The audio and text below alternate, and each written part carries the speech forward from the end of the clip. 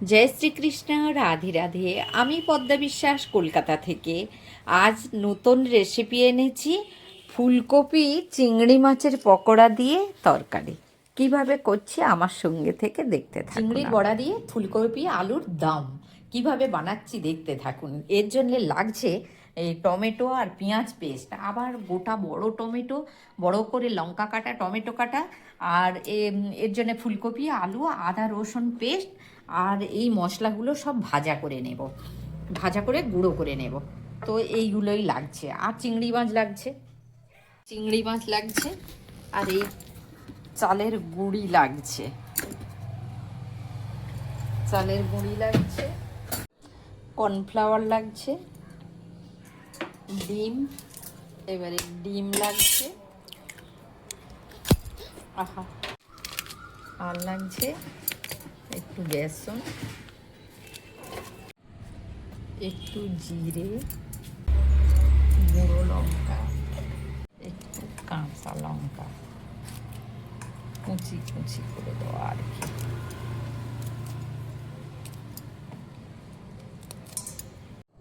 একটু নুন। এবারে আমি কড়াইয়ে তেল ঢেলে দিলাম, এগুলো ভাপিয়ে নেব। একটু বড় বড় করেছি তো,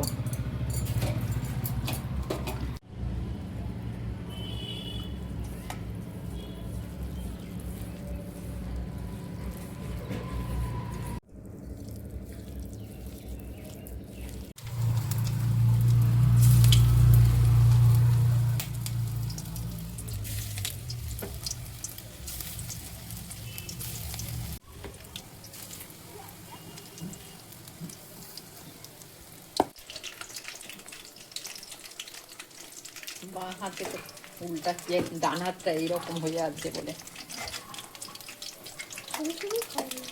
হ্যাঁ, এগুলো তো শুধু সন্ধ্যেবেলা দারুণ জমে যাবে। রাখবো তো, বাকি তুমি খাবে, ওই জন্য তো অনেক করেছি।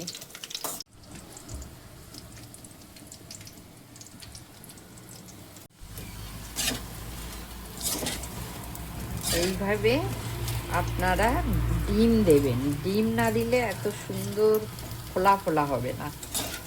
কর্নফ্লাওয়ার, ডিম, খাবার সোডাও দিতে পারেন, আমি আজকে দিলাম, অন্যদিন দিই। এবারে লাল লাল হয়ে ভাজা হয়ে গেছে, এগুলো আপনি সন্ধ্যাবেলা চায়ের সাথে বসেও দারুণভাবে খেতে পারেন।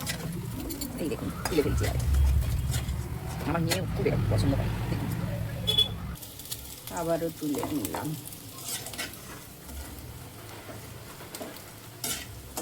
ভেজে নিচ্ছি। আমি ঝুড়ি ধরে ফুলকপিও ঢেলে দিলাম, এটাও ভেজে ভেজে নেব।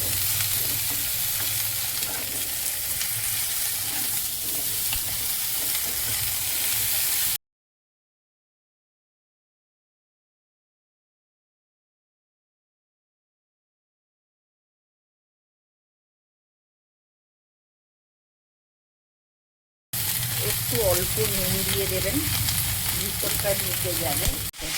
এবারে আমি এই বড় গামলাতে তুলে নিচ্ছি।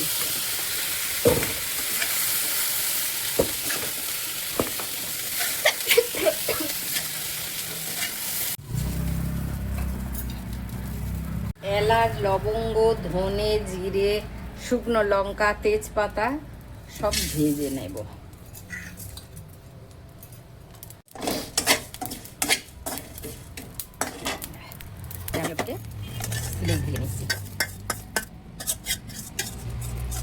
তেল ঢালিয়েছি, অনেক তেল লাগবে তাই। এইবারে আমি কাঁচা পেঁয়াজ বড় বড় কাটা, ক্যাপসিকামও দিলে তো তুলে পাবো, দিদি বড় বড় করে পেঁয়াজ কাটা। আমি একটু স্লাইড চিনি দেবো, চিনি দিলে রঙটা খুব সুন্দর হবে। পরিমাণ মতো নুন এখনই দিয়ে দিচ্ছি, কারণ পেঁয়াজটা নরম হয়ে যাবে নুন পড়লে। তো তেজপাতা ফোড়ন হিসাবে ব্যবহার করলাম, আর শুকনো লঙ্কা একটু। আমি আবার দিচ্ছি লবঙ্গ, এলাচ, দারচিনি একদিকে দিয়ে দিলাম। এইবারে আমি আবার যে পেস্ট করে রাখা পেঁয়াজ আর টমেটোটা এর সাথে ছেড়ে দিচ্ছি।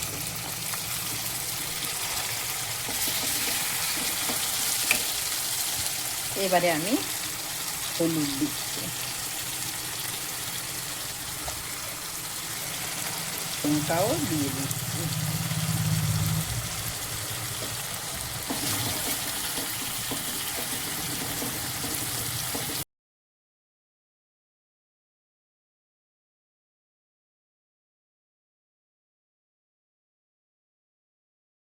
পুরা এইবারে আমি এটা ঢেলে দিলাম।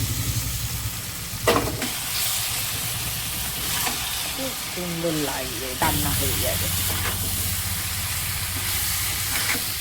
আবার তেল ছেড়ে দিয়েছে বন্ধুরা, দেখুন আনাজের থেকে কষতে কষতে তেল ছেড়ে দিয়েছে। এইবারে আমি এদিকে গরম জল করে রাখা, এই যে গরম জলটা নিয়ে ঢেলে দিলাম।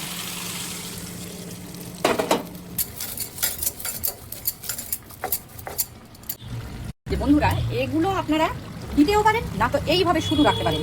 আমি না মটরশুঁটিটা ভেজে দেবো সেটা আমার মনে ছিল না, এখনই দেওয়া যায়। তা যাই হোক, আমার হয়ে গেছে। আপনারা যদি চান এগুলো দিতে পারেন, আর না চাইলে এইরকমভাবে করতে পারেন, দুটোই অপূর্ব স্বাদ হবে। তা হয়ে গেছে যখন, আমার কি দিতে হবে, আমি যখন এটা দেবো বলেছি একটু দিয়েই দিই।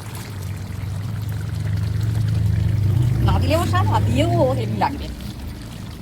দেখুন এই হয়ে গেল। এরপরে আমি এই দেখুন, এই যে বেটে রাখা ভাজা মশলাটা আমি উপর দিয়ে এই ছড়িয়ে দেবো। হয়ে গেল। এইবারে দেখুন, এইবারে উপর থেকে একটু ধনে পাতা ছড়িয়ে দেবেন। এই যে কাঁচা লঙ্কাও আপনারা এরকম কেটে কেটে একটু সাজিয়ে দেবেন, টেস্টিও হবে।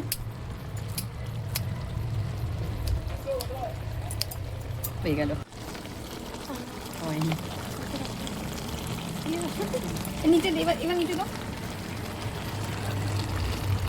ঘিটা গলানোর জন্য বন্ধুরা চামচটা ধরে আছি, এইভাবে গলে গেছে প্রায়।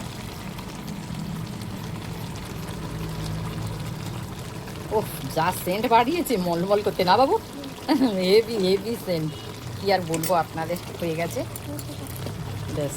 এবারে আমি একটু মেয়েকে চাকাচ্ছি। বাবু চেকে দেখো, আমি চেকে দেবো। দেখুন বন্ধুরা, এই যে চামচে করে নিয়েছি।